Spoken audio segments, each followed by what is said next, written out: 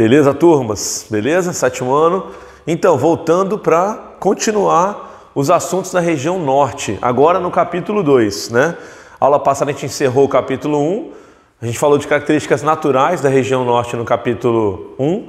É claro que a gente vai continuar falando disso também no capítulo 2 e no capítulo 3, mas agora o foco é outras discussões, né? Não só a questão da floresta em si ou das características naturais.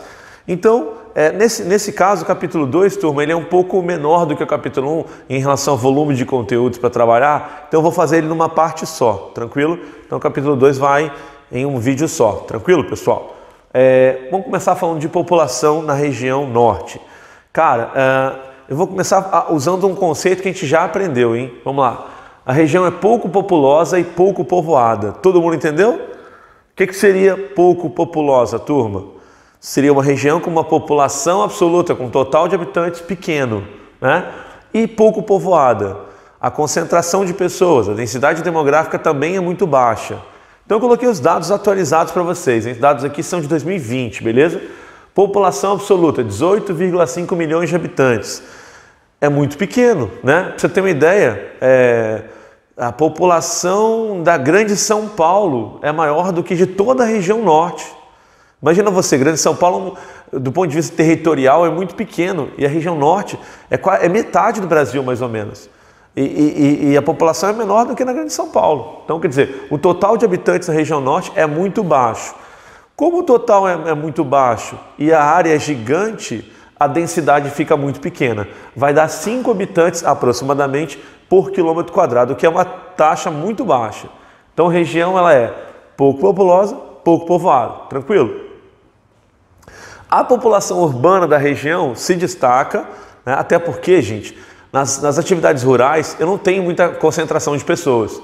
Até porque são grandes fazendas e tal, então a concentração de pessoas é pequena. Então a população está crescendo muito aonde, turma? No meio urbano, tá? Então eu tenho aqui algumas grandes capitais, algumas grandes cidades. Eu vou destacar duas. Eu vou destacar Manaus e Belém, que são cidades chamadas de metrópoles, né? No caso Manaus aí tem aproximadamente 2 milhões de habitantes, ou seja, uma população gigantesca. Só para você comparar, pessoal, Vitória, que é a nossa capital, Vitória tem 360 mil pessoas, Manaus tem 2 milhões de habitantes. Então Manaus é muito maior do que Vitória, né?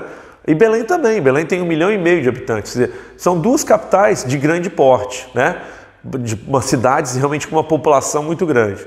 Então, apesar da densidade demográfica e população absoluta serem pequenas na região norte, a região norte tem algumas grandes cidades. As maiores são quais? Manaus e Belém, né? Há também grupos de populações tradicionais vivendo na região norte, especialmente população indígena. Claro, né, gente? A população indígena na região norte é maior do que nas outras regiões. Então a região norte concentra a população indígena, exatamente por causa da presença da floresta. Eu tenho comunidades quilombolas, né? Quilombolas, você já sabe o que é, são negros, africanos, enfim, que eram escravos e que fugiram, né? E formaram comunidades. Tem algumas delas na região norte. E os povos da floresta, que é um nome interessante que foi dado para quem? Para certos tipos de populações, como seringueiros, castanheiros e ribeirinhos. Quem são os seringueiros, sétimo ano? Quem são os seringueiros? Seringueiros são aqueles trabalhadores que praticam extrativismo vegetal extraindo, né, o látex da seringueira, que é a matéria-prima da borracha, né, o látex. Eu tenho os castanheiros que também fazem extrativismo vegetal, que vão extrair as castanhas que a Amazônia tem de monte, de grande quantidade, e os ribeirinhos, que são pescadores. Os ribeirinhos são pescadores, são trabalhadores que praticam o extrativismo animal, né, que quem já discutiu é muito importante para essa região norte. A ocupação da região norte agora. Então vamos lá, a gente discutiu aqui os povos nativos, né, que é a população indígena basicamente. Eu tenho que discutir uma coisa com vocês. A região permaneceu muito isolada por um longo período, né? Quando eu digo isolada, eu estou dizendo pouco ocupada, tá? Eu tenho aqui século XVI, século XVII, século XVIII e século XIX, e a região norte era o quê pra gente?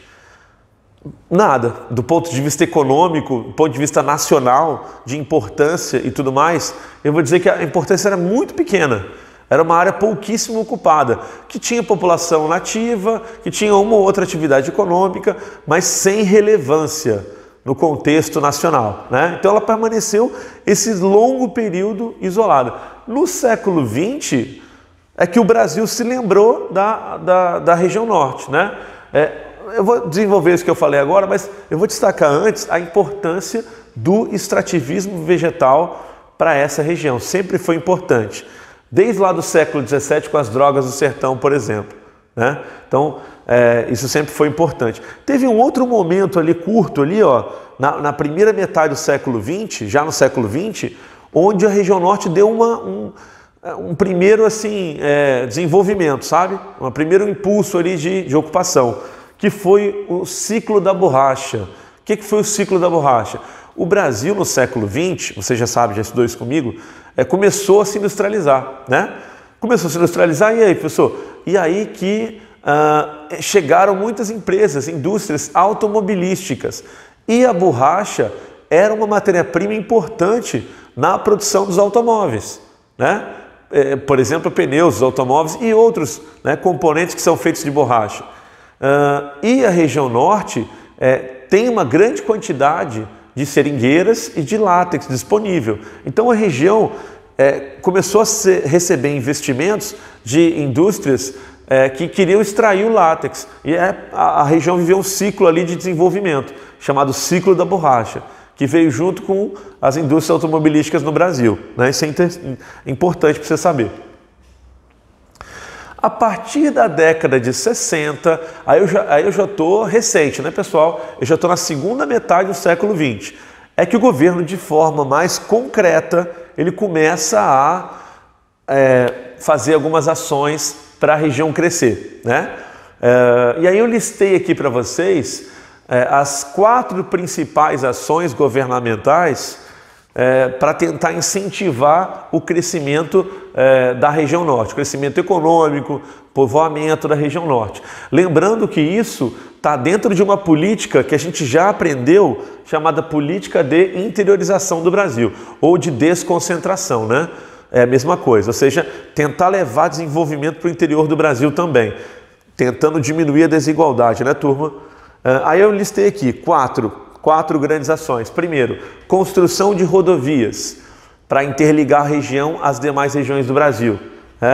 Segunda, incentivo a desenvolvimento da agropecuária. A agropecuária é uma atividade que podia crescer muito na região norte, tem muito espaço. Grandes projetos para extração de recursos minerais. Tem muita riqueza mineral na Amazônia, então a ideia era tentar incentivar isso. E o desenvolvimento industrial, cara, da região, com a instalação da Zona Franca de Manaus. Eu não sei se você já ouviu falar nisso, mas a gente vai estudar isso daqui a pouco, tá? Então essas são as 4 ações que o governo priorizou para que a região da Amazônia cresça, do ponto de vista econômico e de população. Tranquilo, gente? Dentro da política de interiorização. Agora, daqui a pouco eu vou desenvolver isso que eu listei agora para vocês, essas 4 ações. Daqui a pouco eu vou falar para vocês sobre detalhes de cada uma delas. Mas isso é capítulo 3. Eu vou fechar o capítulo 2 falando das formas com que a gente pode usar a Amazônia, os modelos de utilização da Amazônia. Por que isso, professor? Porque a gente está acostumado a achar que a floresta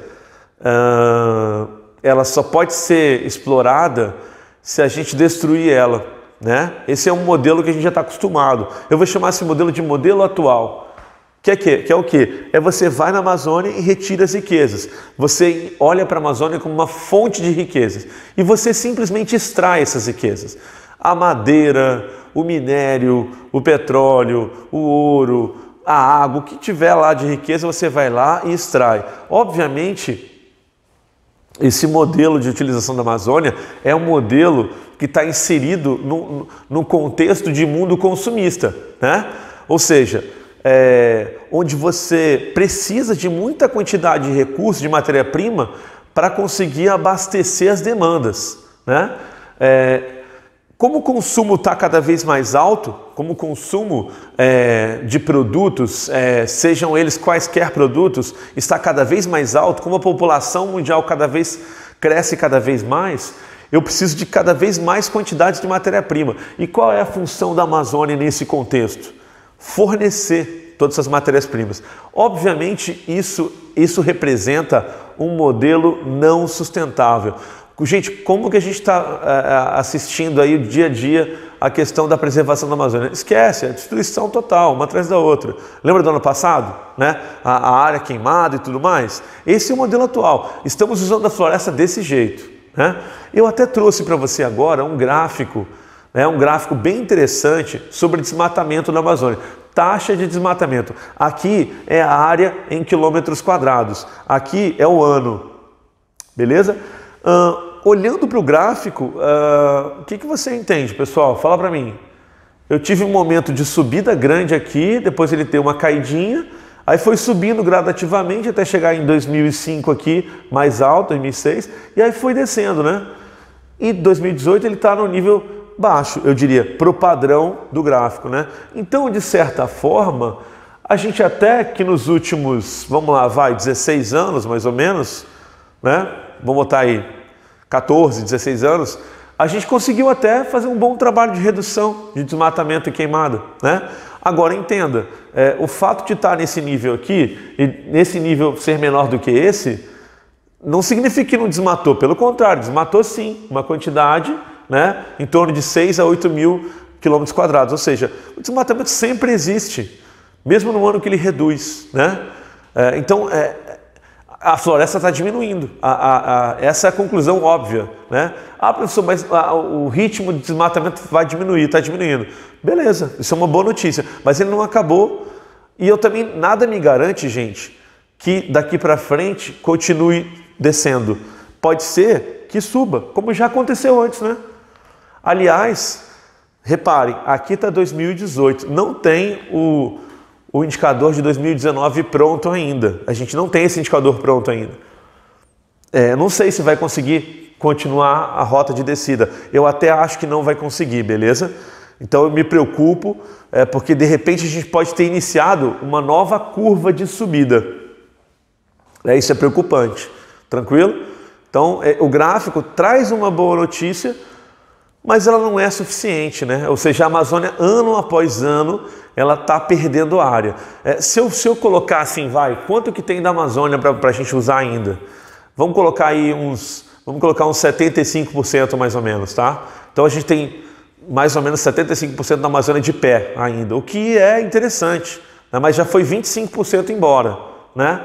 E cada ano que passa vai mais um tanto, né? Então a gente tem que pensar no desmatamento zero e mais, no reflorestamento, para tentar recuperar. Agora, tem como recuperar, turma? Claro que tem. Tem 75% de pé ainda, então a Amazônia ela tem condição de se estruturar ainda, né? Aí tem um outro modelo, o modelo da biodiversidade. O modelo da biodiversidade é um modelo muito interessante que as pessoas desconhecem, mas que está ficando mais conhecido, né? Mais conhecido pela população em geral. Que é o seguinte, como a Amazônia, a gente já sabe disso, a Amazônia tem uma grande biodiversidade. Beleza, pessoal, e daí? Essa grande biodiversidade, vegetal, animal, insetos, o que você imaginar, ela pode ser usada economicamente, ela pode gerar benefício econômico. Como? Vamos lá. A partir de pesquisas científicas. Então você vai na Amazônia, você realiza pesquisas e você tenta descobrir coisas novas. Não só espécies novas, mas substâncias novas. Como assim, professor? Por exemplo, vou te dar um exemplo bobo. Tem uma espécie de sapo na Amazônia, que só tem na Amazônia. É um sapinho lá diferente. E os pesquisadores, você sabe que o sapo ele tem uma secreção na pele, ele é meio gosmento, assim, meio geladinho assim. Eles tiraram uma amostra daquela secreção, levaram para o laboratório, ele não precisou matar o sapo não, viu gente? Só tirou uma amostra ali da secreção. E aí estudaram aquela substância, descobriram que é uma substância com alto poder anestésico. Então foram lá e criaram uma pomada anestésica com essa substância. Gente, não precisou pegar milhares de sapos para fazer vários tubos de pomada anestésica, não. Eles pegaram uma amostra da substância que tem origem no sapo e copiaram em laboratório, como se fosse uma receita de bolo que foi copiada, produzida em laboratório, em escala industrial, né? Então é isso. E desse jeito criaram um novo remédio, né?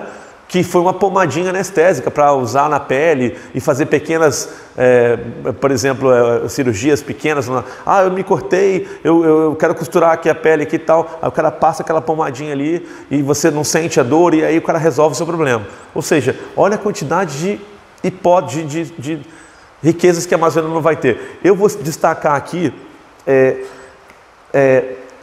3 tipos de indústrias que vão se beneficiar bastante com esse tipo de atividade. Voltei, peraí. Aqui, ó.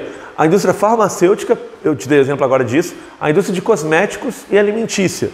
De cosméticos é uma interessante, vocês conhecem aquela empresa Natura?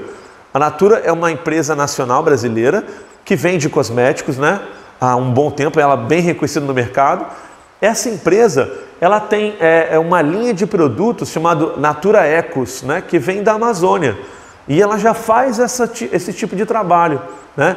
De pesquisa na biodiversidade e usando esses materiais novos nos seus produtos, né? Tem lá um óleo hidratante lá retirado de uma castanha. Eles fabricam esse óleo no laboratório, para não ter que tirar toda a castanha da Amazônia, entendeu? É isso, né? Se o governo incentivar esse modelo, ele pode ter um modelo aí que gera bastante emprego e renda, bastante riqueza e que não desmata a Amazônia, porque se desmatar a Amazônia acabou a biodiversidade.